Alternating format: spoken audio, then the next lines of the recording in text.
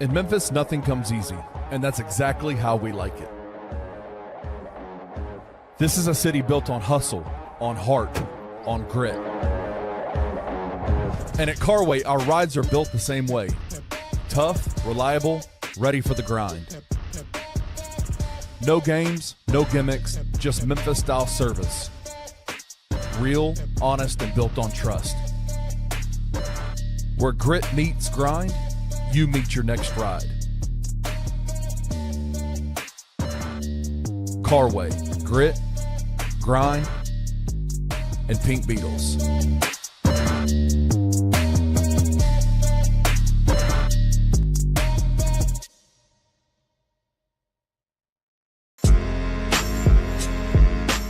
In Memphis, we know a thing or two about resilience. From the grindhouse to the Delta, we protect what's ours. But when pests invade your home, it's time to fight back.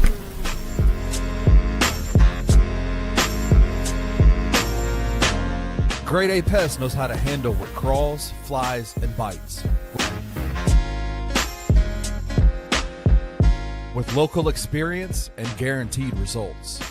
I'm Reggie with Grade A Pest Control. We service the Memphis metro area. That also includes DeSoto and Fayette County as well.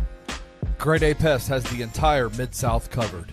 So if bugs and pests put you to the test, let Grade A solve your problem.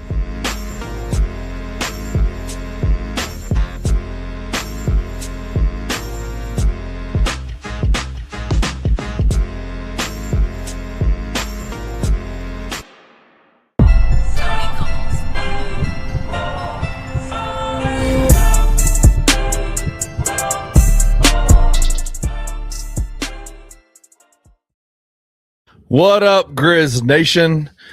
My name is Kenny Stubblefield, and I am here for the post-game bounce. I'm solo dolo right now. I expect Rusty Witten will be joining me in a few minutes. He's actually just getting back from the game. He texted me halfway through and was like, you know what? I think I'm going to leave at the third quarter. Seems like this game is over, and I did not disagree with him, and so he said, I will join you. Man. You know, tonight was a rough night. Tonight was not a good night for the Grizzlies. Phoenix Suns came into Memphis and beat the Grizzlies 117-98 in a game that felt like, with all of the injuries and with all of the in and out of players, with everybody that was, on the injury report in street clothes, playing a back-to-back after a pretty emotional, intense game last night against San Antonio, it kind of felt like we were set up for a game like this tonight. The Grizzlies came out in the first quarter and actually played pretty well. I think there was a level of intensity, a level of that first wave of energy that they had. And then clearly, as the game went on, that second quarter was pretty much an unmitigated disaster. And it just became a situation where the Grizzlies just kept falling further and further behind. This game was we were talking about it all day on this network. You know, you bring back a team that has multiple former Grizzlies on it. And anytime you have former Grizzlies on it, that are coming back into Memphis, especially when they were the way that the Dillon Brooks experiment with Memphis ended, I kind of expected it to be a full-on Dillon game tonight. Whether he was successful or not, I knew he was going to get a lot of shots off, and he did.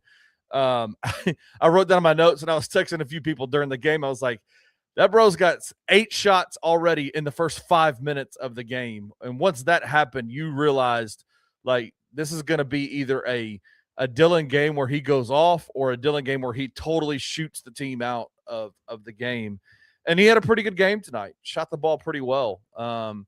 8 for 22. I mean, not a great efficiency number. 5 of 12 from the three-point line. He had 21 points in 25 minutes, 7 rebounds, 3 assists. A Dillon Brooks kind of game. And what was so interesting is that, last year when Dillon came back to Memphis and played when he was with Houston, there was a level of intensity and a level of, like, aggression that he had that just it didn't feel like there was that kind of it felt off in the arena tonight because of everybody that's out. This Grizzlies team is just made up of dudes that are guys that aren't Memphis Grizzlies, really. Like you've got 10 days and you've got G League guys and two-way guys and up and down the roster with everybody out. And it just was a frustrating night in that regard. So it wasn't as fiery of a performance. I kind of half expected it to be if Vince was out there, if Ja was out there. But unfortunately, those two guys were out alongside Ced, alongside Ty, alongside Zach. Just a lot. Everybody's out. BC's out. Just a rough game. But it is what it is, man. I actually got Rusty in here now. I'll let him get fully set in before he gets in here. But, man, just I don't have a lot to take away from tonight other than just it was a low energy performance from a Grizzlies team made up of dudes who were not really Grizzlies. There's a lot of dudes who are playing tonight that won't see minutes moving forward. Like Three former Grizzlies had a night. That's what I'm saying, and we talked about that before you got in here. We talked about it all throughout on the airwaves today, with Dillon coming back, with Grayson Allen, my least favorite Grizzly of all time. Yeah. Grayson Allen coming back. Jordan Goodwin was out there. All three of those dudes had good games, and it's just that part drives me crazy. But I just don't have a whole lot of takeaways, Rusty. I just don't.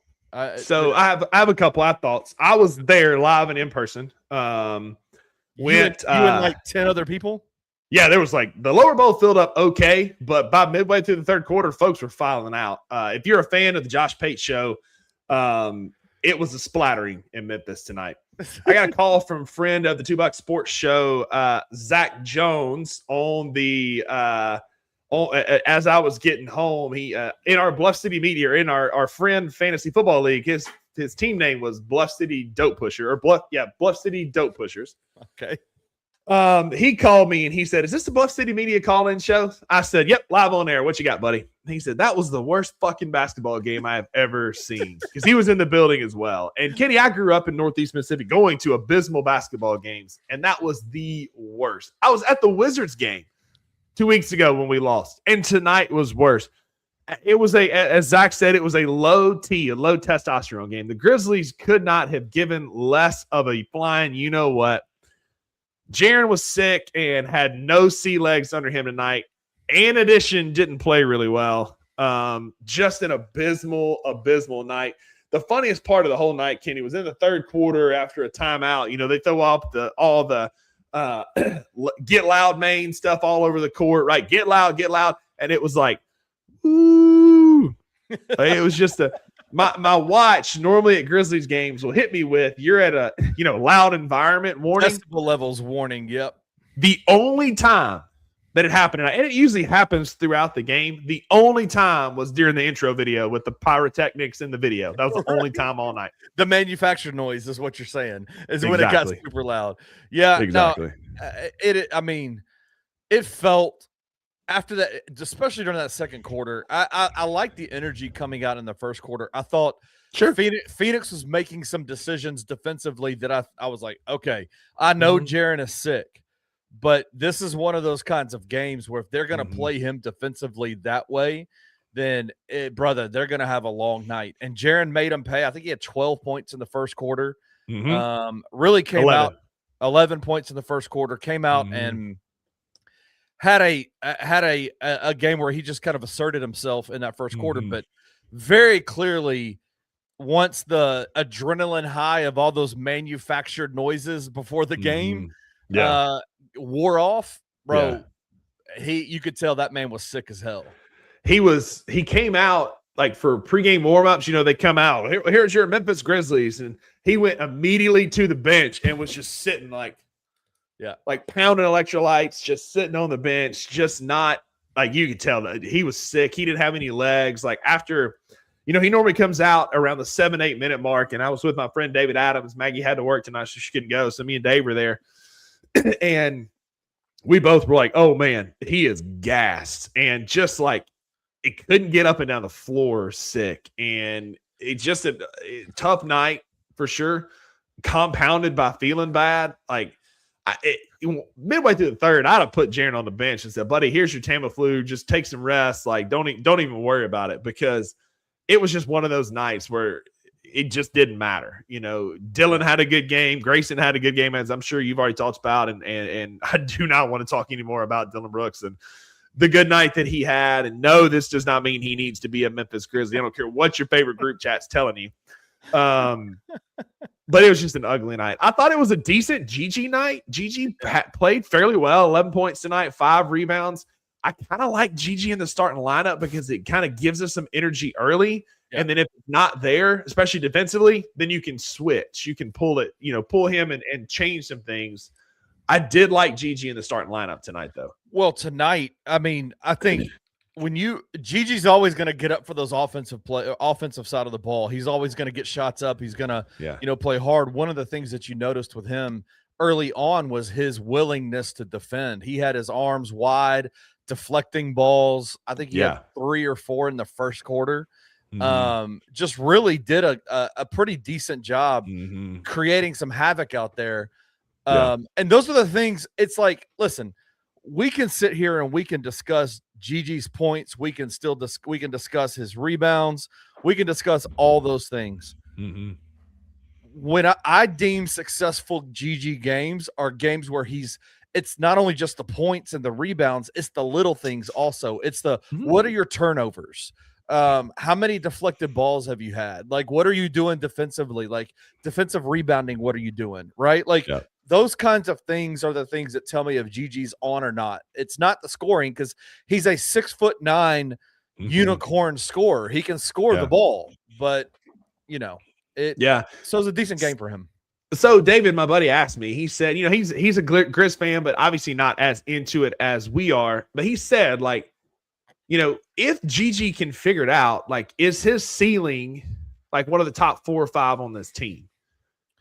I said, honestly, like, it's probably top 2 or 3 if he can figure it out with the flashes he's shown us. But the problem is he doesn't know how to play in a system. He can only be the guy. He was the guy at South Carolina. He was the guy that year in that bad injury year.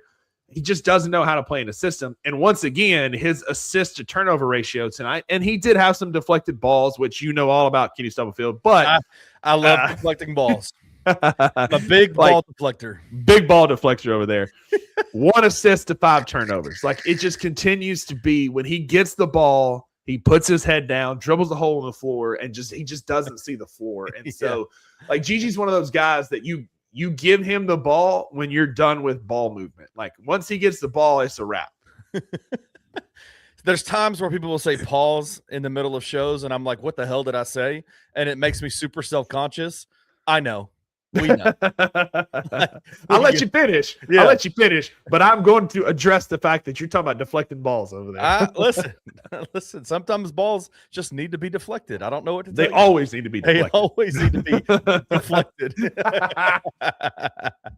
No, listen, man, like, I'm not making any strong takes after this game. The game against the Lakers when Ja quit, you make strong takes on that.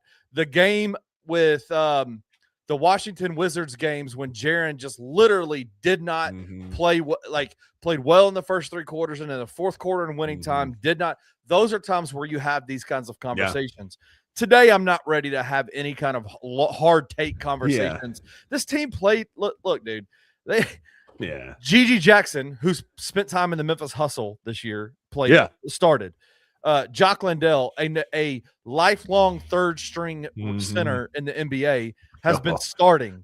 Cam Spencer, a guy on a 4-year, $10 million contract, has been starting. He's phenomenal. I love what Jock, I love what Cam are doing. But come on, man. Like, these guys are getting the majority of the minutes, right? Yeah. Like, Omax, 26 minutes tonight. Christian Coloco on a second 10-day, 20 minutes tonight. Jemai Meshack, 3 minutes. Javon Small, another 2-way guy, 20 minutes. Like, come on. Like, we've got to pump the brakes. And I see everybody in the comment section. We see y'all. Shout out to y'all for being here. Mhm. I love one of the things that I love about BCM is that we have a core group of people that comment and talk, and they come and watch everything we do. And I cannot tell you how awesome it is to see everybody in here all the time. But I have to push back on some of y'all in here because you're talking about Dillon Brooks like as if 3 years ago you weren't saying get him the hell out of my city, right? Yeah. And that, I don't like, yes, it was 3 years ago, but those memories are long formed where he shot us out of playoff series. Dillon, as a culture guy, yeah, we could use that. But Dillon just kept shooting tonight. He had a decent game. What he finished with 21, but he was 8 of 22. And I can remember him being 8 of 22 with a healthy Ja and a healthy Jared on the floor and him shooting us out of ball games. He was 4 of 22 back then, more likely. Listen, man, shout out Flossie Fufu, one of our regulars. Revisionist history is quite a thing. Nostalgia is a hell of a drug, to paraphrase the great Rick James. But this was a schedule loss if there ever was a schedule loss, right? We had an emotional win over a good Spurs team last night. We had 13 dudes out. We're this close to a Notes app Grizz injury report again. Kenny, you know what I'm talking about from a couple of years ago. We're this close. We're a Jock Landale IBS away from a Notes app. You can't be, if you're crashing out over this game, go touch grass. This is I went to the game tonight knowing it was going to be ugly, knowing it was going to be ugly. And so it is what it is. There are takeaways here. Could things have been better? Sure. But this was a scheduled loss. I told David, midway through the third quarter, I was like, you need to bench Jaren, you need to bench Jalen, you need to get Cam. Cam can get some run, that's fine. But your better players that are left need to start sending and getting ready for Oklahoma City, because this game, it was out of hand at halftime. There was no shot we were going to win this game, man. No shot. Yeah, no shot whatsoever. No. It was let me look at some of the team stats. I kind of honestly, I went from when I know I'm locked into a game when I'm watching it on my big screen, when I'm watching it on the big screen downstairs or on the computer where I have a big monitor in front of me and I'm able to really lock in. I went to my phone at halftime. I was like, yeah, I'm gonna watch it on my 5.5-inch screen over here, because it just was it really was nothing to write home about. But 12 of 37 for the 3-point line, 22 of 56 for Phoenix, 39% for Phoenix, 32%. Looking at turnovers, tied in turnovers, 18-18.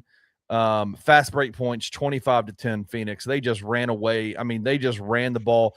I heard Pete talking about it in the game. This is how Phoenix gets their wins, man. They turn people over and they run. And they run.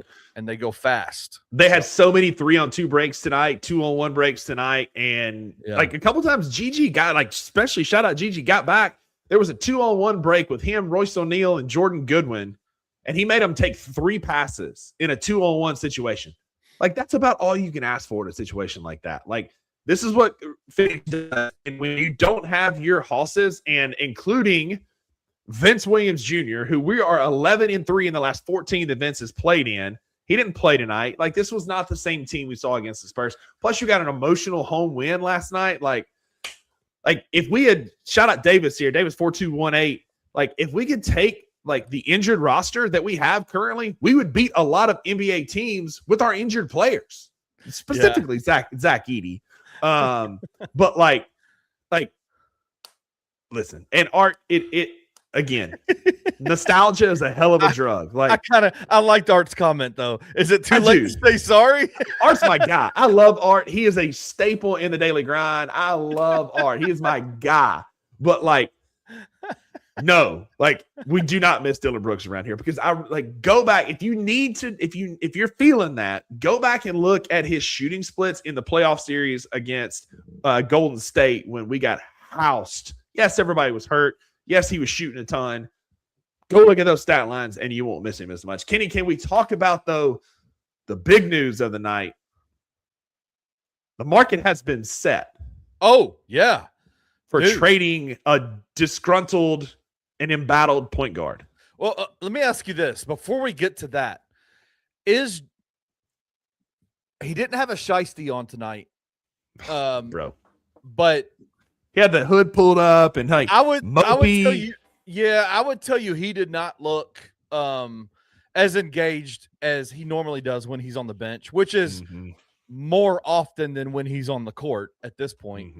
Then prior to that, he had a Tony Allen wasn't a good shooter who knew not to shoot. Yeah. Tony Allen stood in the corner on offense. I was a season ticket holder back then. I watched Tony Allen stand in the corner and on offense. Dylan Brooks thought like he was Tony Allen, but thought he was that dude. So no, sorry. Let's not forget, Dillon is the one that sent Memphis into an uproar when he said after a game, the more shots I get is the more shots for Jaren and Ja too. Like, this dude is so oblivious to his role on a team. Yeah. Shout out to him for finding a team that literally needs him to shoot the ball as much as he does. Yeah. But it just isn't Memphis, right? Because they ain't got nothing else. It's Devin Booker and him. Where you gonna be? Royce O'Neal gonna go out there and shoot 21 times? Like that's your option. Like, yeah, right. I also remember him saying, "I poke bears," and then giving up a 40 piece to LeBron while going like 4 for 22. Like blood smoking Gavinci. Go look at the stat lines from those playoff games. Go look at those, and you'll come down off your nostalgic high. But hey, what's funny is, oh yeah, Tony Allen was the offensive player of the year at Oklahoma in the State. Big 12. In the Big 12. He was Big 12. I make a score too. Yeah, like Dillon did that at Oregon against a bunch of future State Farm agents. Like half those dudes are selling either Progressive or State Farm insurance right now. He had those good shots on in Oregon. Josh sent out a tweet today, that relatively emo type of tweet. I want to find it because I want to get it exactly what. Well, while you're doing that, I poke bears, then ducks the media after getting his ass kicked. Shout out to my guy Jalen, another Bluff City media staple. Jalen's also my guy. Like he and I go back and forth about Jaren all the time, but he's dead on here. And Ladie, I'm afraid we're going to have to send out a first for Ja and not get a first. Josh sent out a tweet earlier today, and it says, "Sometimes it be like that. Keep going, prayer hands emojis."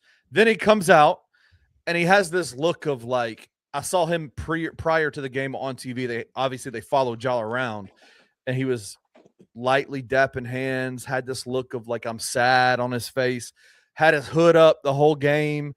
I saw multiple times as the camera panned across the bench after a Grizzlies score, everybody standing up and clapping, and Josh just sitting there.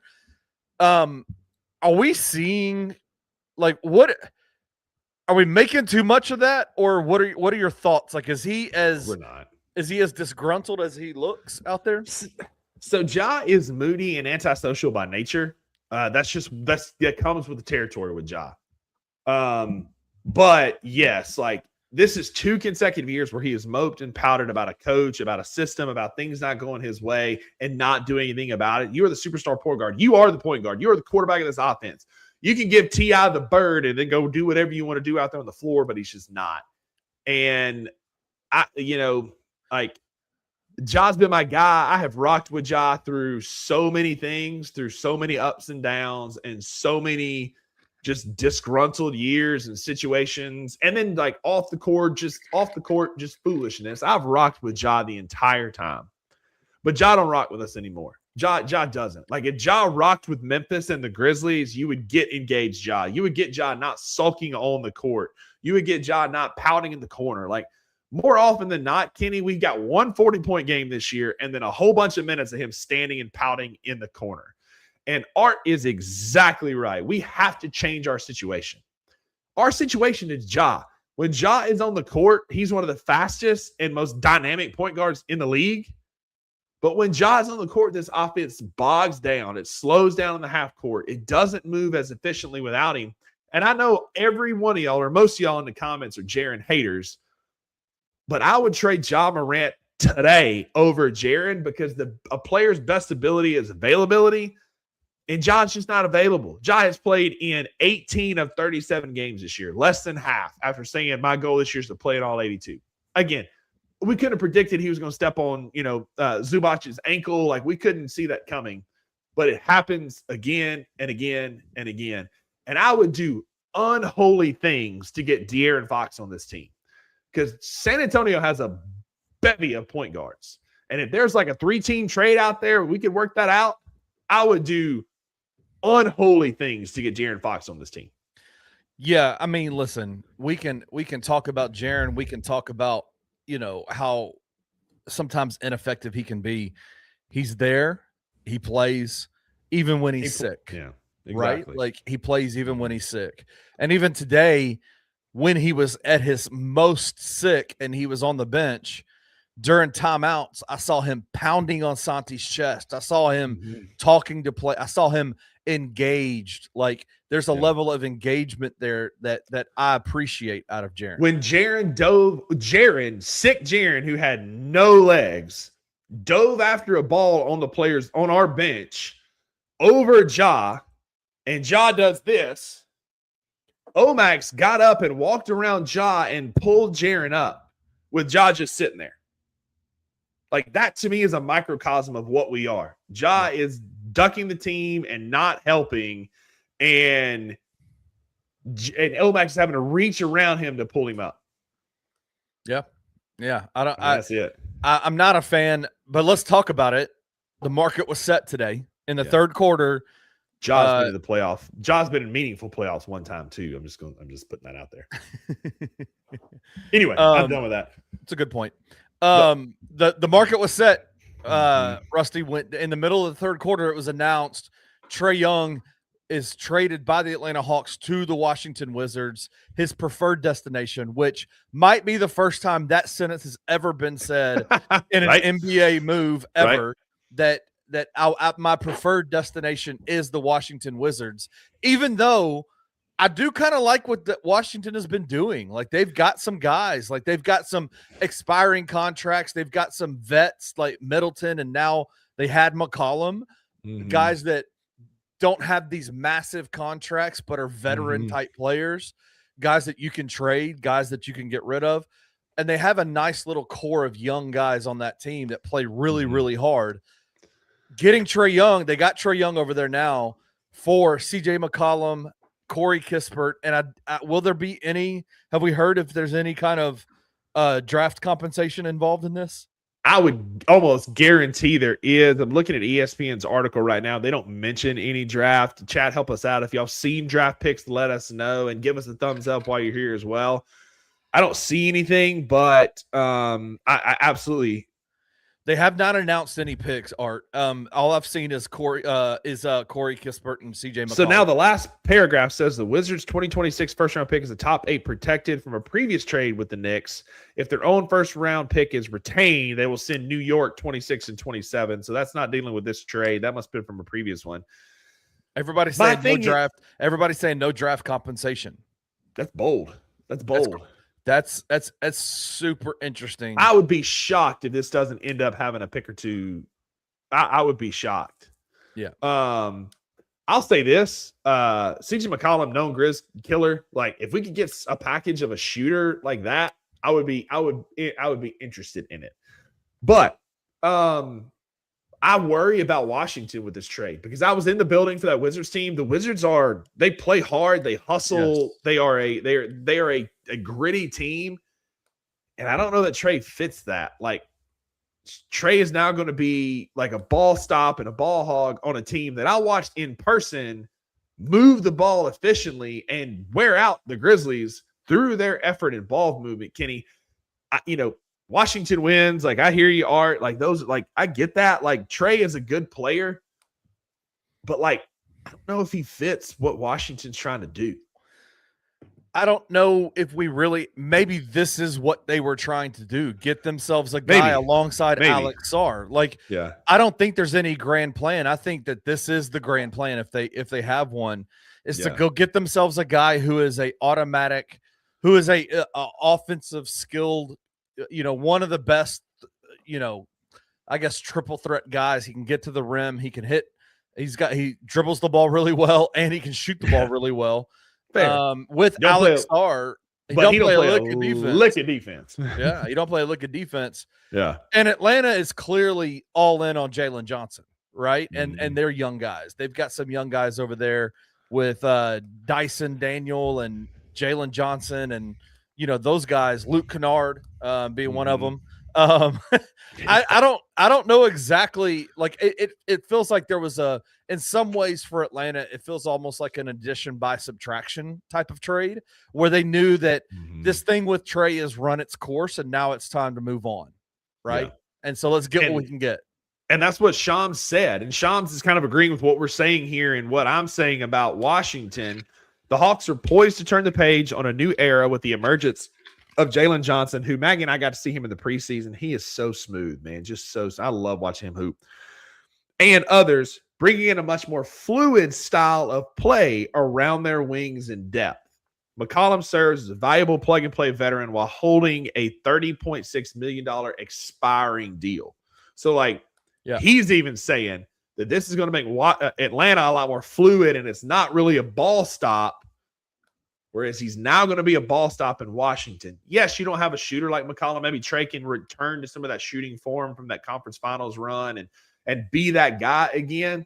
But we're asking her to do something we saw 3 or 4 years ago, just like what – I'm making a comparison here. Ja Morant's the same way. We're asking Ja to be the 21, 22, 22, 23 Ja Morant.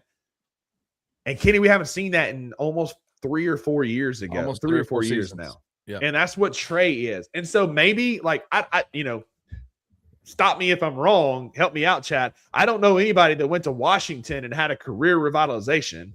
Maybe that's what's going to happen for Trey here with his young talent around him. It just feels like Atlanta's moving off and moving all their chips into the Dyson Daniels and Jalen Johnson camp. And Trey's going out to Washington to live out his days on a fat contract and be the guy and automatically it's kind of a revitalization for Trey to go to a franchise that has not experienced a player of his caliber in their franchise in a very, very, very long time. And so it's like, maybe it's an opportunity for him just to kind of get some of that buzz back, right? Atlanta had gotten kind of over that situation with Trey. Is the expectation, hey, just make the playoffs? Well, Trey can do that in the East. He can do that. We've seen him do that in the East. And he's got pieces around him. That Washington team is young, but they're talented. They got some talent. Bub Carrington is good. Marvin Bagley's having a career revitalization, at least if you watch the Grizzlies game. Because he kind of cooked us. But they're a good young team. Sarr has shown flashes. He has been, he has shown some talent in the NBA. He just hadn't put it all together yet. I mean, I said after that Wizards game on our show, on the 2 Buck Sports Show, live Monday through Friday, 11 a.m. on Bluff City Media's YouTube channel, I said, like, that team's got some pieces. Yeah, but I just don't know that they can put it all together. But like Bub Carrington's a good player. Champagne's not bad. Koulibaly has shown moments where he can be a decent, guard. Athletic, hella athletic. He's like a smaller Omax where he's just like and puts it together on occasion, but not often. But like that team's got some pieces. You got Middleton, who's a decent vet. Trey Johnson can get hot. I just worry that Trey Young and I want your thoughts on this. Do you think like a guy like Trey Young is going to stunt the growth of, say, a Trey Johnson, who's been in the Rookie of the Year conversation this year because he was so good early on? He's cooled off a little bit, but a guy like Trey Young, is he going to stunt some of that growth? Potentially, yeah, potentially. I mean, Trey is that kind of guy, and I guess if we want to turn it back to the Grizzlies.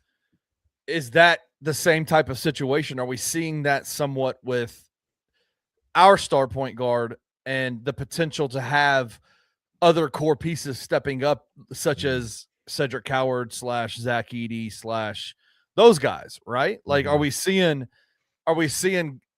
ball players that are in the same kind of ilk as Trey Young and Ja Morant?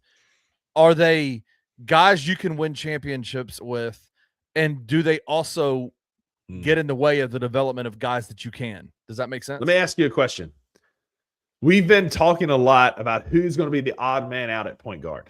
When Scottie Pippen Jr. is healthy, Ty Jerome is healthy, you've got Vince, you've got Cam. Say what you want about Vince. Vince is not an NBA starting caliber point guard. We're 11-3 in our last 14 games with Vince Williams Jr. I'm just putting that stat out there. You got Cam Spencer, who can go on a generational type heater. Ty Jerome is a shooter. We've seen Scottie Pippen Jr. step up when it mattered. Kenny in the playoffs last year against Oklahoma City, he was the only dude who had an offensive pulse. We said Scottie is the odd man out at point guard. Is it Ja Morant that's out? Is the odd man out at point guard? No, not while he's here. Not while he's here. Yeah. Truth. Do I think that I do have a feeling that the Grizzlies are probably taking phone calls on Ja. I think you would be silly not to. Oh, the real question is, so what is the trade market for Ja Morant? But ESPN's already put out the hit piece that it's you get Ja or you get LaMelo, and that's it. Yeah. Well, I don't know. Of those three, I'm keeping Ja for sure. It's so weird to have this conversation because it's like we're talking about Ja Morant, a legit global superstar. We saw it this summer. The problem is that it's at some point the rubber has to meet the road, right? Like the juice has to be worth the squeeze at some point. He ain't got no better. He's gotten worse since whereas Ant is still on the come up, like he hadn't peaked yet. Like some of these dudes, like Ja peaked in 21-22 and has not done he's still a career 23% 3-point shooter. He doesn't have a mid-range game. He doesn't play a ton of defense. He still is a global superstar from a culture standpoint and from a shoe selling standpoint, but from an on-court production, Kenny, I don't see a global superstar anymore. Well, listen, I had the same thought the other day. I was like, man, while he was out promoting this new shoe out in China and dunking over his dad and causing me to get a damn tattoo on my calf because I thought it wasn't Ja, but it was. Yeah. I would have loved to have seen him in the gym, right? I would have loved to have seen him working with those guys, developing some new things in his game. That would have been nice. While he's doing that shit, Victor Wembanyama's working with Kevin Garnett, Hakeem Olajuwon, and a bunch of Shaolin monks. And Ja Morant dunking over tea and selling shoes in China. Hey, we loved it though. Let's not be revisionist in our own way. When we saw the stuff coming out of China, we were like, hell yeah, this is awesome. Right? Touche. So I don't want to blame. I don't want to go off on the dude for that, but it would be nice to see some development. Yes. Jalen, again, my guy, Jalen. Shout out Jalen. Daily Grind super fan, always in the comments. Spot on. Have they surpassed him in a global superstar that can sell shoes? No, we're not talking about the Halle threes or the Brunson, whatevers. But from an on-court production, every one of these dudes is better on the court because they play. Halle notwithstanding, he legitimately blew out his Achilles. We saw those gut-wrenching thing, and it cost Indiana an NBA Finals. I said what I said. But on-court production, Kenny, I just don't see it, man. A player's best ability is availability, and Ja has not played more than 60 games. He has not hit, and again, it's an arbitrary number. It's silly. We should do away with it. The 65-game threshold, Ja hadn't hit in 4 years. Right. And what's weird about it is that it feels like him sitting out these games is a result of him saying, I don't want to play these last few games. Because if you look at the Grizzlies PR Twitter account, when they put out the injury report before the game, the last few games it's been questionable. The last few games it's been probable. Then all of a sudden, it starts to we got 17 tweets from the Grizzlies PR today about the entirety, everybody who was in, who was out, whatever. Ja was questionable, and then it went to out right before the game, which tells me that's a job. That's not the trainer saying that. That's Ja Morant saying, I can't go tonight. And he's the only dude I've ever known that's been questionable, probable for 4 straight games and ain't played in none of them. Yeah. It's weird, man. It's weird. You guess how many times? So again, it's an arbitrary 65-game number, but guess how many times in Ja Morant's career he has played more than 65 games? I don't. It's probably what 2. His rookie year, he played 67. 67 his rookie year, 63, 57, 61, 9, 50, and 18 out of 37 so far. Yeah. Man, at his most, at his peak of powers as a rookie, he played in 82% of our games. What would you get? Because like we can keep, I guess, beating this dead horse. Yes, he has been absolutely disappointing over the last 4 seasons, and especially with this season when everything was in flux. You needed your 2 guys to be a brand new coach, all new players. You had Jaren and Ja. Zach Kleiman had gone all in on Jaren and Ja. They are the guys moving forward. You needed Ja to really step it up and be that guy this year. For me, that Halloween night game against the Lakers, when he literally quit in the second half, I was in the building and it was ugly. Was the night that I said, I think this thing is over. I think it's over. So if it is over, we can continue to talk about why he's been a disappointment. And I agree with you. I don't think anybody would disagree with that. What would you need to hear from a front office for you to pull the trigger on a Ja Morant trade? So, Art, I still hope the front office can sit down with him and figure it out. I think that ship might have sailed because he said this right after. I got to say this. This pisses me off. If we get another coach, Ja plays tomorrow. He did that shit last year. Exactly. He did that shit last year. And I don't think that Tomas was his guy. I think he signed off on it because ZK made him, and I think that ZK is heavily to blame for this. But like, how many coaches do we need to go through before we finally realize that there's a common denominator here, and it ain't the coach, bro? This bullshit.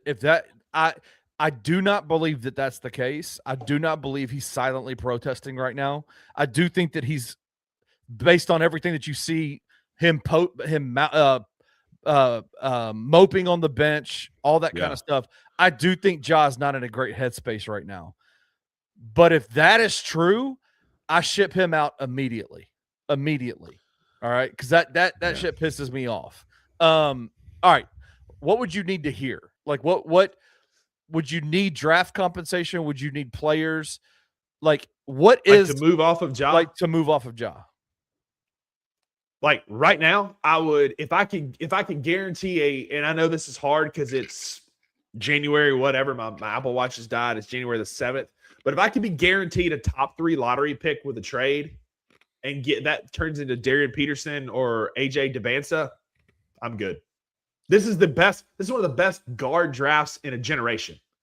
And if I could move off his salary, I could get a top 3 lottery pick, and sure, maybe we get a vet, not to the part of like a CJ McCollum, like maybe somebody a little bit better than CJ McCollum, although he is a known Grizz killer. And if you can't beat him, join him, just saying. But if I could get a vet backcourt player and then a shot at Darren Peterson in the draft, I'm good with that. How important is, like, because I see everybody talking in the comment section. Shout out to y'all. Do you need a star point guard back? No. How important to you? Who's our best player right now? Who's our best player right now? That's available right now? No. If we're given like fully healthy, who's our best player right now? There's one correct answer. Right now, because we've seen it, and 5 of lineups that he's a part of when he's out there on the floor are like top 15 in the entire damn NBA, is Zach Edey. So is he a point guard? No. So no, you don't need a superstar point guard in this league anymore. There are teams like SGA is a superstar point guard, but the Nuggets won a title with a superstar center. Like, I don't think you need a superstar point guard in this league anymore. I think you need a guy who is consistent and plays, but like, I think you get Zach Edey and you get a stellar wing. I mean, I've stand for this guy for years, but you get a Cam Johnson who's healthy and better than what he's been recently for the Nuggets. That's fine. But you get a star wing and Zach Edey, you get a point guard who's consistent, then you're good. With the expected development, the second-year bump that Cedric Howard would have, keeping Jaren Jackson Jr., I don't disagree with you. I keep hearing people say, if you're going to move off Ja, you got to go get another point guard, a star point guard. I mean, if you tell me we could call Philly and go get Edgecombe or Maxey, then I would be all in. But I don't think necessarily that's what you have to do. I think you call San Antonio and see if we can work out a trade to get De'Aaron Fox, because they've got Dylan Harper, they got Stephon Castle, they got a young core there. I love De'Aaron Fox. You can talk about playoffs all you want. John Morant's played in one meaningful playoff series. Like a De'Aaron Fox would be great. If you're going to trade Ja and you can work out a trade with San Antonio to make that happen, I'm here for it. Otherwise, move John Morant, get a wing, because that's been our problem all along. When have we had like a seriously good wing player, Kenny? Have we ever? Dylan Brooks? No, I'm just joking. Don't let the group chat get you down, man. Don't let the group chat get you down. It's been a while. Rudy Gay.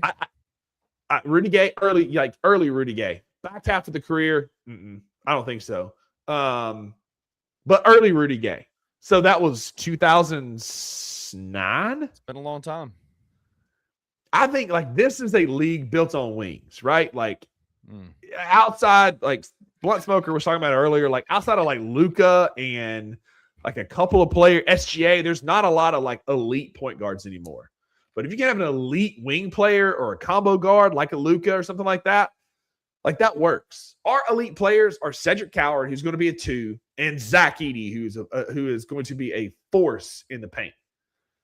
I think if you could build around that with a couple of wings, again, I've talked about him for a couple of years now. Like Cam Johnson feels like the prototypical guy that we need. He's a 3-and-D wing. He's a big guy who can score, and that's what we need.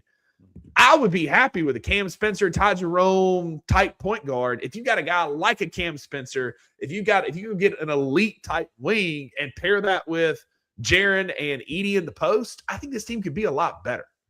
But when your superstar, and he is global sensation point guard, is commanding $39 million and averaging roughly 60% of your games at best, like that's a net negative, man. And I don't know that we're in a league anymore that's dominated by point guards.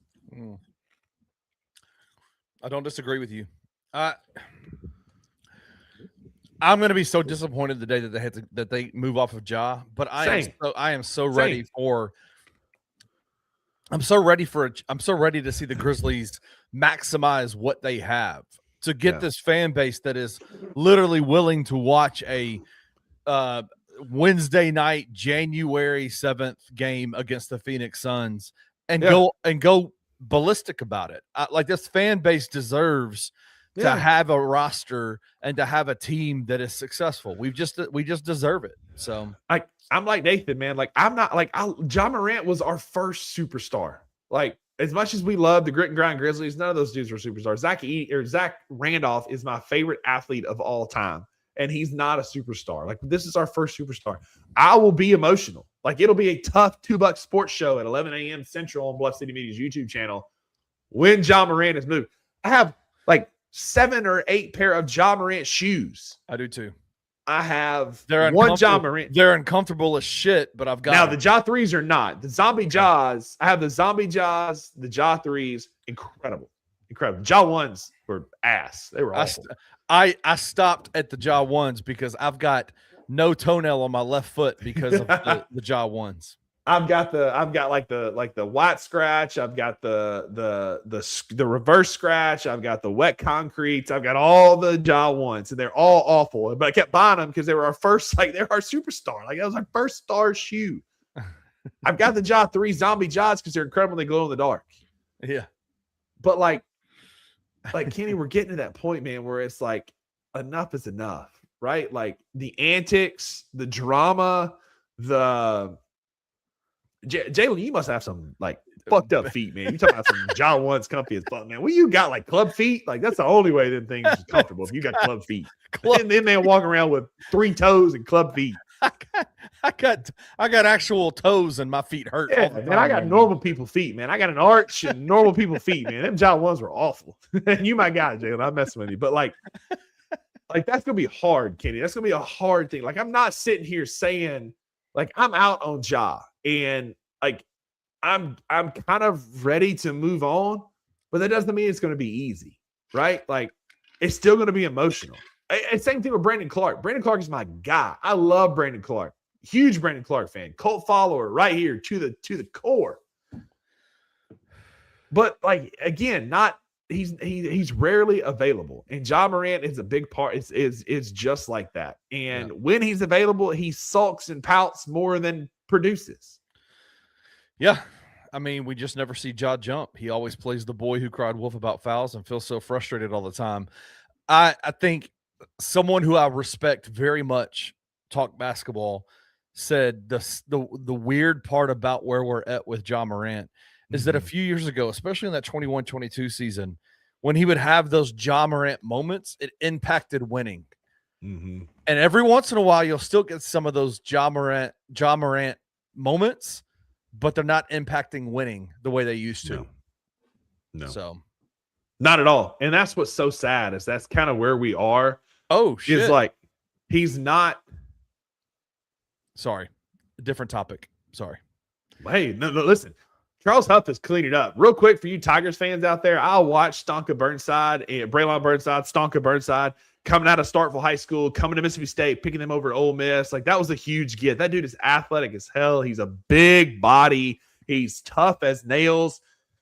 He's just not an SEC caliber receiver. He was better as a safety, but he just couldn't pick it up. I think he'll be really good for Memphis. He's not an SEC caliber wide receiver, as and right. No offense, but Memphis the most elite wide receivers in the world play in the SEC. Come from the SEC, and so Stonka coming to Memphis is going to be big. Like that's a really good get.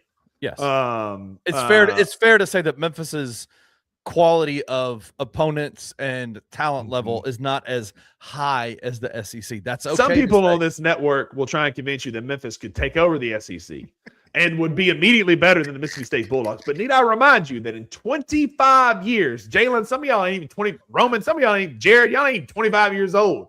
Memphis has beat Mississippi State one time in 25 years, but I digress. That's a really good get from Memphis. I love Stonka Burnside. He's an easy kid to root for. So Tiger fans, take care of my guy.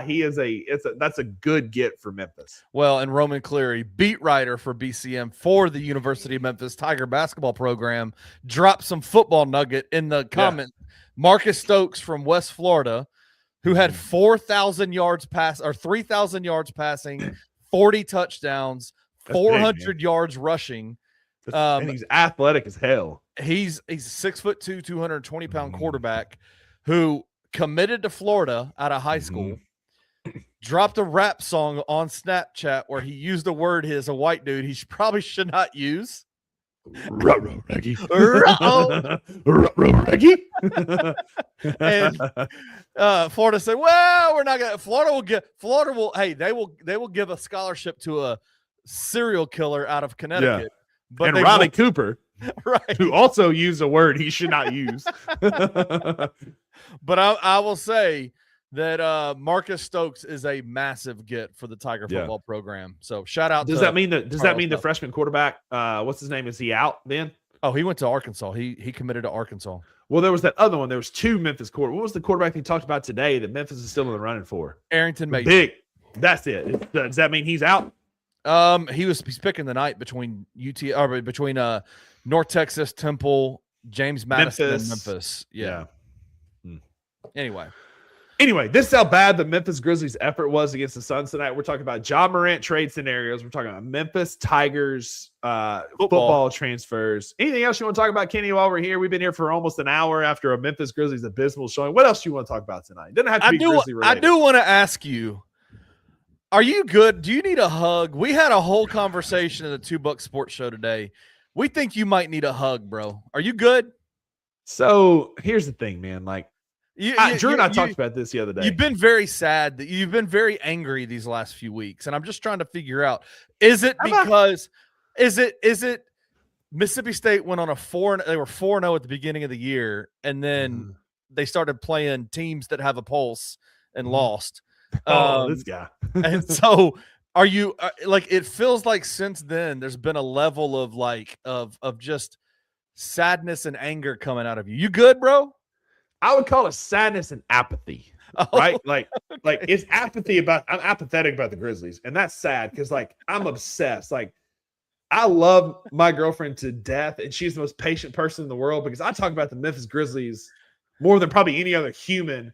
She's the most beautiful girl I have ever laid eyes on, and yet she still hangs around me, right? Like it's all I talk about the Memphis Grizzlies.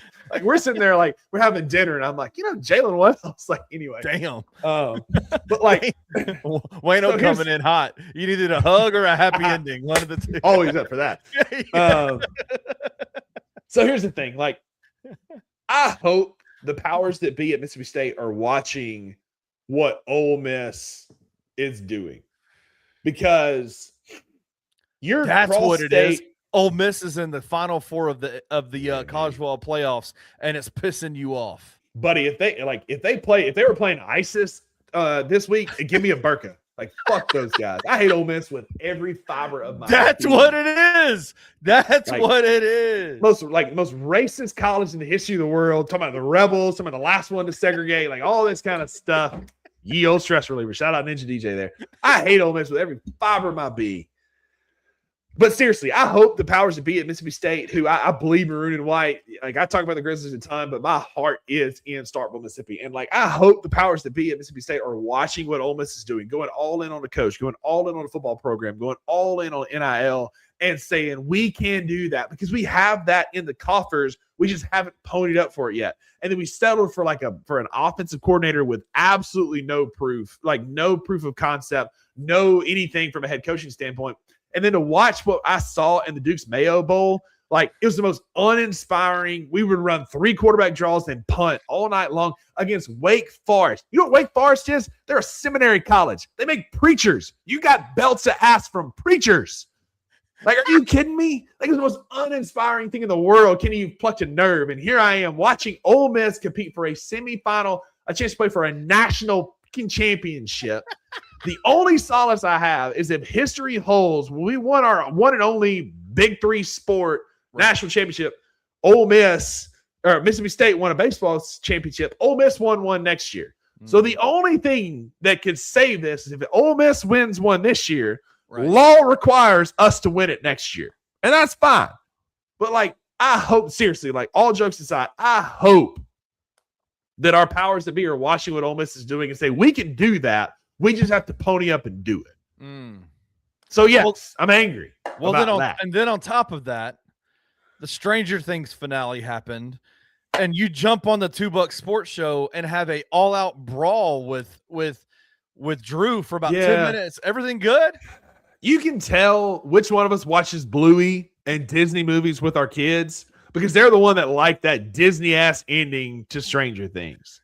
Because it was a horror series. Season 4, Vecna was like, I took him in the Daily Grind horror movie villain draft 1 of 1.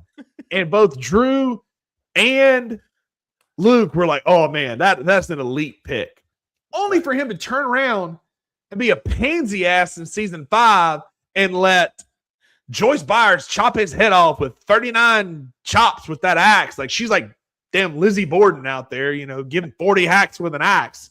But like, I'm on one right now, Ninja DJ. He's like, listen, man, like he's got me going here. I'm in my bag now. But like, it was like I waited. Like you cannot tell me as a Stranger Things fans. I don't care what Anthony Sane tells you. I don't care what Drew Gann tells you. But like, if you watched that and said, yes, that was worth a 3-year wait for, that was worth 5 seasons of investing in this show, then like you clearly are some Disney ass dude who likes just little soft, happy endings. Like, oh, my little feelers feel so warm and fuzzy because everybody graduated and everybody feels good. Like, fuck out my mentions, man. That was an awful, awful finale. To the point, and to that point, as someone who is a self-proclaimed, I've never watched a single episode of Stranger Things. I don't know anything about the show. My daughter and my wife have watched every bit of it. And prior to all of these new episodes coming out, season 5 coming out, they rewatched 1 through 4 to get ready for 5. We did the same. Maggie and I did the same in October. So in the car on the way to school yesterday, Selah's she's in the front seat next to me as I'm driving her to school. And she's like, oh my gosh, like there's all these conspiracy theories, the continuum gap or the whatever it's called, and Vecna this and continuity gate. There's the song that was playing. The song that was playing when Vecna was killed was the same song that was playing when this person we thought was dead in season 2 and is coming Jim back. Hopper. Mm-hmm. Yeah. With the Russia thing, right? I don't know anything about any of this other than my 13-year-old daughter is convinced that there will be another episode dropping. You know, the writing was bad when your super fans are convinced that it was so bad it couldn't be the finale. They're looking at cassette tapes in the back of a radio station and saying, like the Morse code was "you didn't kill me" or whatever it was. Like, it was so bad that people were trying to make up a fake episode that, spoiler alert, did not drop tonight. Like, it would have been the best psyop thing in the history of the world if the Duffer Brothers had let that be like the fake finale and then a real finale come. But like, absolutely. Like, I loved Game of Thrones, but the fact that you put in Bran as the king of, like, that is the softest move. Jon Snow or Tyrion Lannister should have been the king, but Bran is going to be overthrown in like 6 weeks at the most. The guy's like, listen, it's the Game of Thrones, and he can't even walk, bro. Like, what are we talking that's about? it. You are the king of all the 7 kingdoms, and you can't even walk around. Like, F out of here. But in the final season, the first 4 were great. There's a scene with Will, like, where he gets his powers. Iconic. Absolutely iconic.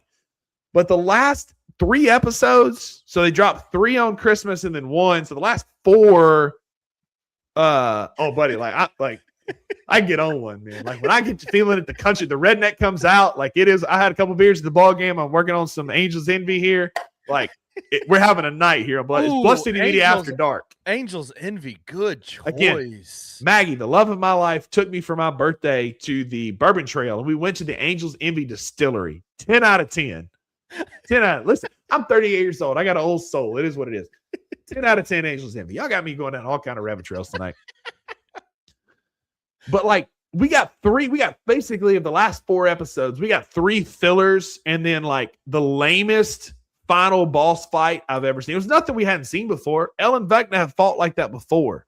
They forgot about the Demogorgons, the Demodogs, the Demobats, all this other bullshit. We got some lame ass fight. Nancy Wheeler looking and acting like John Rambo. It was the softest shit ever. Again, my co-host of the $2 Sports Show, Monday through Friday, 11 a.m. Central, Bluff City Media's YouTube channel, watches Bluey and Bambi and Moana with his kids. So, of course, he loved it. Hey, fuck you. And don't talk about Moana, bro. I love Moana.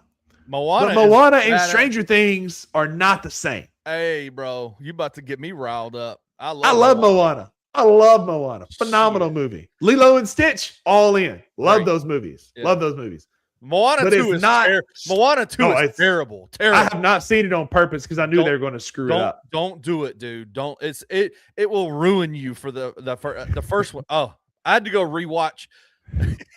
Imagine me watching Mississippi State. It's worse. But like, I love a good Disney movie. But Stranger Things is not Disney, man. It's horror. Season 4, Vecna with the grandfather clocks and what he did to Max and like snapping folks' bones and ripping their eyeballs out with Cindy in the trailer and the kid on the street and Max, like, peak horror. And then this is what we get. Elle runs around, throws her hands around a little bit, and then stuffs him on come on, bro. It was so lame. I had a whole theory based on what Tracy and Sailor were telling me, that Will was basically a Horcrux like in Harry Potter, and that he was going to have to die to kill Vecna. But apparently kill nobody. And then from what I understand, Will still is alive and nothing. Yeah. Yeah, like nobody died. It was just the lamest, softest, like, plane landing I've ever seen. Then everybody graduates. Max, who was in a coma for 2 years, graduates high school. Like, everybody's happy, and Will goes and finds the love of his life off in college, and Mike's writing books, and Nancy drops out of college. It was bullshit, man. It truly was. Like, what happened? Like, you can look at the special effects of season 4 compared to season 5, and what happened was Well, they got their bag because the budget was high. They paid all the actors and actresses, and they were like, "Ruh-roh, we don't have any money for the story. Exactly. We don't have any writers." Exactly. So they fucked up the final of the story, and it was a wrap. Man, they hired the Moana writers. They hired Drew Gann to write the ending and said, "We need us a bluey ass ending to this show," and that's what they got. We need everybody to feel warm and fuzzy. We need this thing to wrap up like Bambi or whatever, like warm and fuzzy. Everybody needs to feel good at the end of this show, and it's a horror series. All right, so let me ask you this: we're all big time TV watchers, movie watchers, that kind of stuff. What is? I love go watch Welcome to Derry. If you want to know what Rusty likes to watch on TV, go watch Welcome to Derry, and you'll understand. What was inevitably, don't you think series finales always inevitably are very disappointing because it's the end? Like, how do you wrap up a story? There's only one show in the history of TV that ended in a way that I think was perfect. Mm-hmm. And I want to know if you guess what it is. What is it? Breaking Bad? Hell yeah, dude. The best show ever. Not even close. The best show in the history of television. It's the only show that got consistently better over and over and over and over, and then it ended super well. Sons of Anarchy was close. It ended fine. Yeah. My favorite I have two favorite television shows of all time. The Office, which had a good ending, had a terrible last couple of seasons, but the finale was good. Finale was good, yeah. And The Sopranos, where the final season was good and the finale was not that great. And I love The Sopranos. But you're right. It's hard to wrap up a show. It's hard to get, shout out to Brian. The Wire 5th season was it was good, but the beginning seasons were so good that it was hard to live up to that, much like Stranger Things. Is it weird that I've watched maybe 4 episodes of The Wire and I need to watch. Oh my God. What's wrong with me? Am I messed? Do I need what's going on here? I need that man card if you hadn't watched God, all the way through. Goddamn. Roast Team chat. The Wire is so freaking good, man. Golly. Oh, man. Idris Elba and some of these people got their start in that show. It's so good. Yeah. No, I mean, I think the last episode I saw was the episode when your boy Michael B. Jordan got killed. Yeah. So Nathan's right. TV show endings are ridiculously hard to make. Parks and Rec is another one of my favorite television shows, but the final season and the finale was the worst. It's the weirdest ending of all time. It's just not good. And Stranger Things is right there at that level because and maybe it's shame on me. Shame on the Duffer Brothers for putting these expectations. But the end of season 4, I was like, oh my God. Season 5 is going to melt televisions. It's going to be so good. And I came in and Drew wants to tell you, if you watched the $2 Sports Show from yesterday, that I was sitting there this is not going to be we were all in on this show to be good. Right. And it just was so disappointing because she and I are pure horror fans. We read horror books. We love in October we watch a ton of horror movies. That's our bag. And so we expected a horror final season and then a horror style ending where somebody or most people die. And we got some bluey ass ending to this show where everybody's like, well, I graduated and I went to Emerson and I went to NYU and I'm a baseball coach and I'm whatever. That's how a horror movie ends. Have you seen Friday the 13th? Have you seen A Nightmare on Elm Street? Everybody dies. I love it. Welcome to Bluff City Media After Dark. This is what you get when the Grizzlies get boat raced by the Suns at home. 3 former Grizzlies killing us. You get me talking about TV shows. Oh, that's so funny, man. And I've created a lot of hubbub in our comment section. I've never watched Stranger Things because I don't like the 80s at all. There's nothing about the 80s that I like. And so Timmy, there's a lot of things about you I like. That's the one thing. That's the weirdest thing. Yeah, I know. It is weird. I love 80s movies like Roadhouse with Patrick Swayze. I love 80s music. I love like all things 80s. And it could be because you were already probably an old man by the time you're in the 80s, right? Yeah, I was in double digits by the time the 90s came around. Hey, Jared, hey, son, sit down. You're grounded. Shout out Jared. Jared can barely drink, but he's on my side. Shout out to Jared. Yeah, Jared, old big head, bald head looking dude. Get out of here. We got 2 blockheads on our network. Kenny Stubblefield, Jared Davidson. Wayno said, if anyone is tuning in, we lost the game. Yeah. Hey, oh my God. Dude, Bloodsport with Jean-Claude Van Damme, elite. I've seen that movie conservatively 57 times because we watched it at my papa's on the farm. I watched it. It was on this past weekend when I was in Shibuya. Bloodsport's elite. Bloodsport's awesome.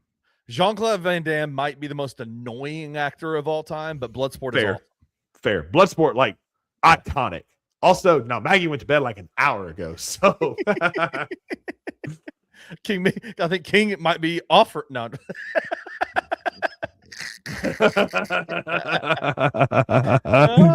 Oh my! You talk about like shout out Nathan here too. Like the inevitable 2000s and the 2000s were awful, man. It was just weird music, weird movies, weird times. I was fat during the early 2000s. Like I'm still fat now, but I was fatter. The best album of all time was created in the 2000s. Be real careful. I've got Removed from Stage highlighted right now. Are you ready for this?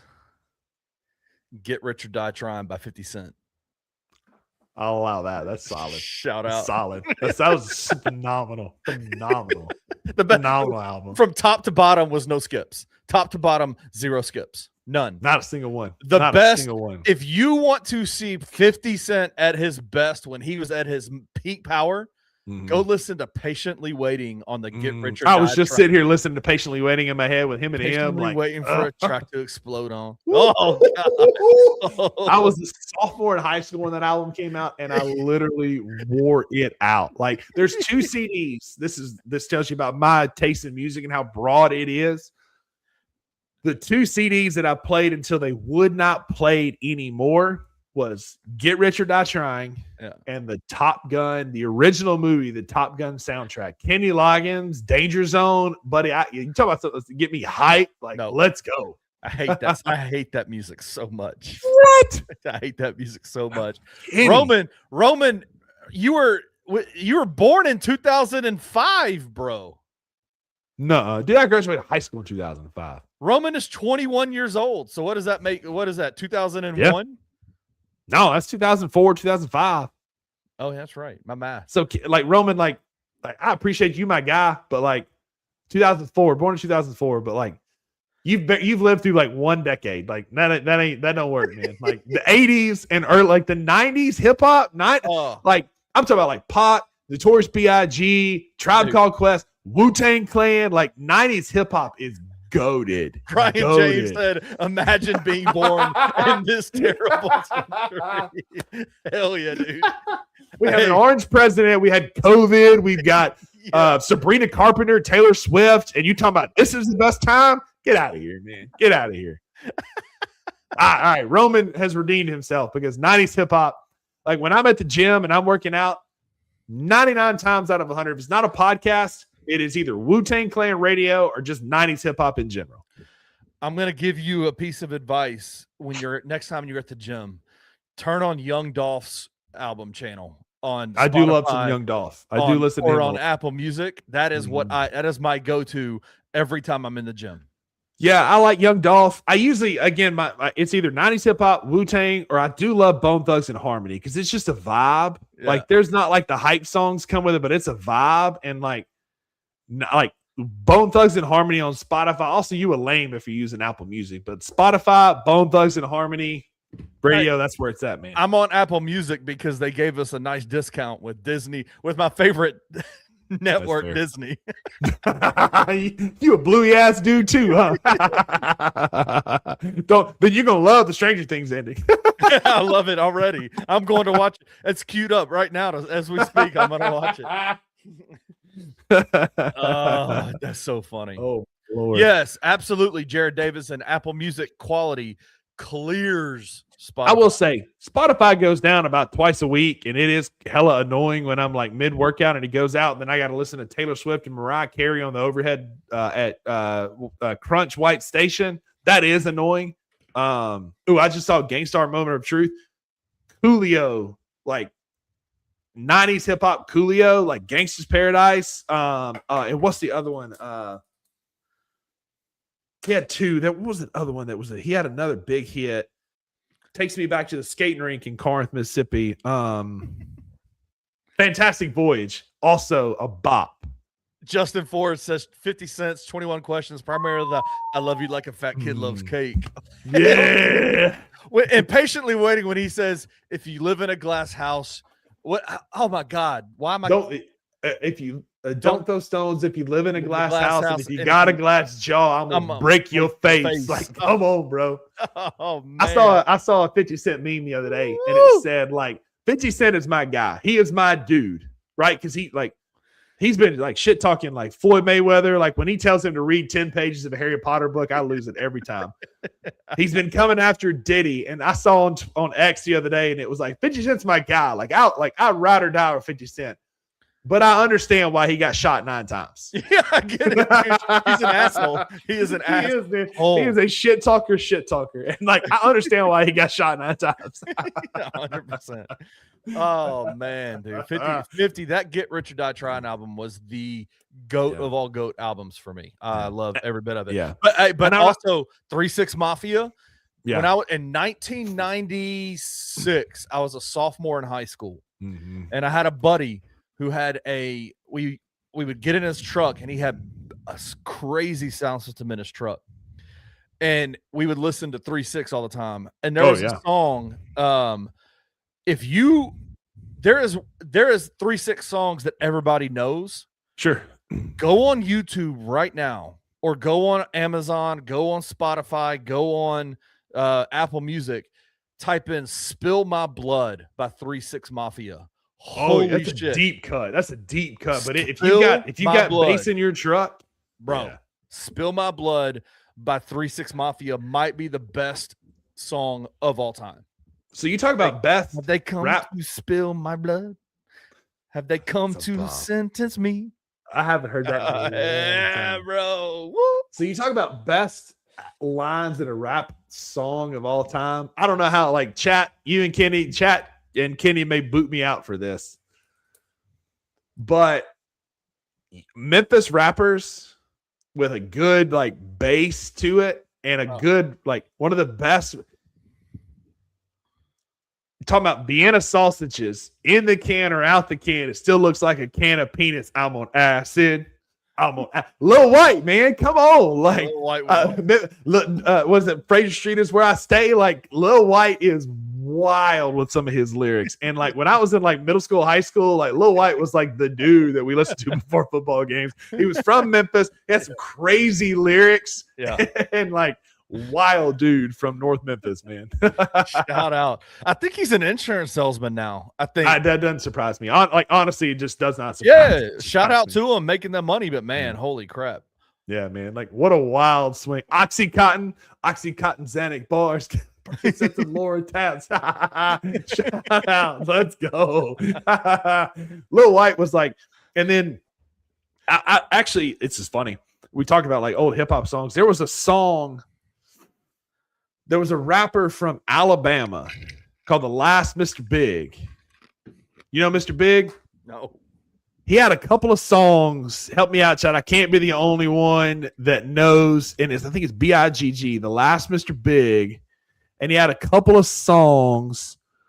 Long Hair was the song that, like, one of my buddies was like, anytime I've heard that song or thought about that song, like, you're who I think about. Because every Friday night in the fall when I was in high school, Long Hair by Mr. Big from 2003 was the song that I played. Yeah, King Meek's ball knower.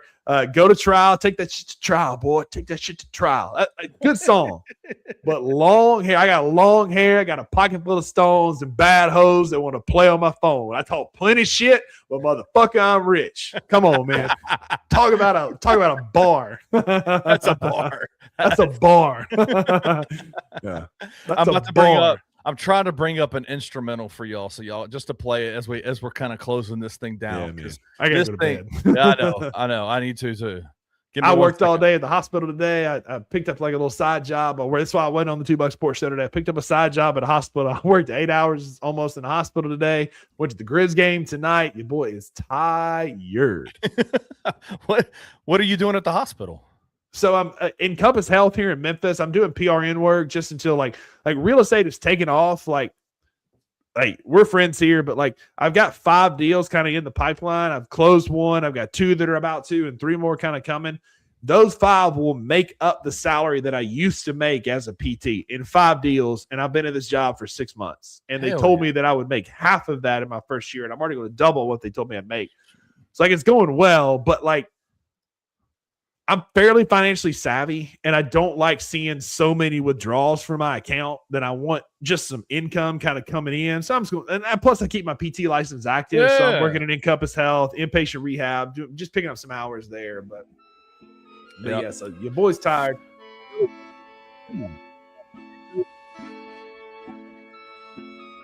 Beat, baby. One of the best rap songs of all, one of the best hip hop albums of all time. Jared's not wrong. We're over here talking about Last Mr. Big, and you're going to be talking about Wheels on the Bus. But that's y'all's homework. Before the $2 Sports Show tomorrow at 11 a.m., I need y'all to go listen to Mr. Big Long Hair. It is the best shit-talking song of all time. Oh, God. This is bringing me back, man. Back to my sophomore year of high school, just going, oh, shit. Yeah.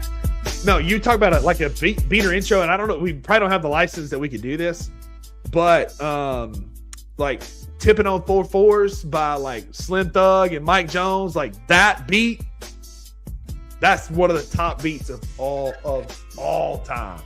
All time. I remember when I was in high school, it was a Master P was obviously No Limit was crazy, right? Yeah. No Limit. I'm telling you, no lie, Mystical might have been the best one of them all. God, Mystical was a bar, man. Dude. Take your ass. Watch yourself. Shake it. Show me what you're working with. His verse on Move Bitch, phenomenal. You talk about Petey Pablo, Raise Up. Yeah. Take your shirt off. Twist it right in your head, spin it like a helicopter. Come on, dude. That's like saying that's middle school football, man.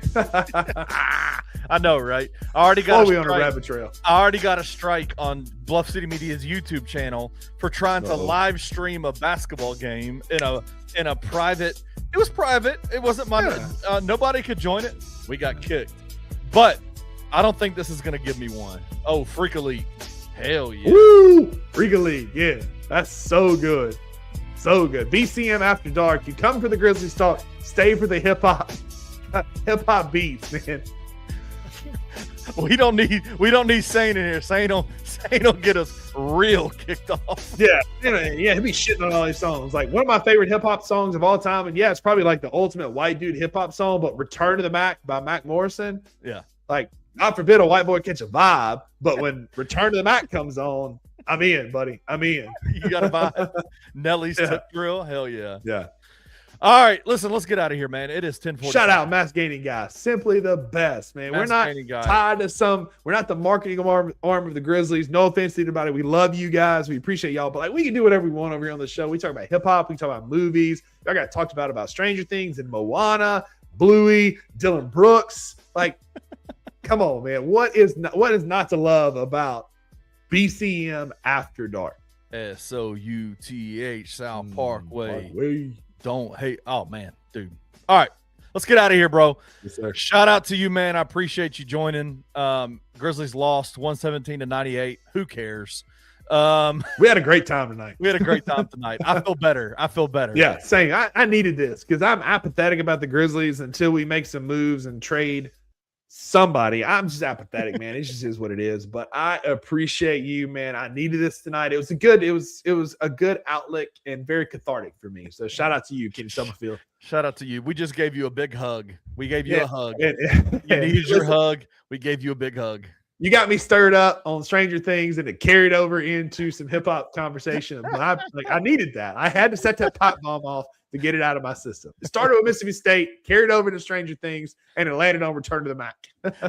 and Drew caught some shots in the middle of it all. It's a good night. It's a good night. It's a great night. You need to check my pulse if I'm not taking pot shots at my 5'2" co-host. Yeah, dude, I'm telling you. I called him a garden gnome in the group chat the other day. Amazing. And he I don't think he liked that very much. Yeah, exactly. No. We didn't win the game, won the show. So I don't know if I've ever showed you this real quick before we get out of here. Yeah. I talk about her a lot because I don't think Kenny, you've seen her, but I have truly outpunted my coverage with Maggie. She's the kindest, sweetest, most beautiful, she's awesome, wonderful woman in the world.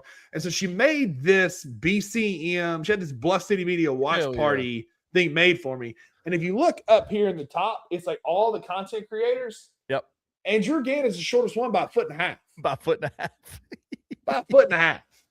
So shout out to Maggie as well and Drew Gann, who's going to bite your ankles, as Jared would say. I love it. All right.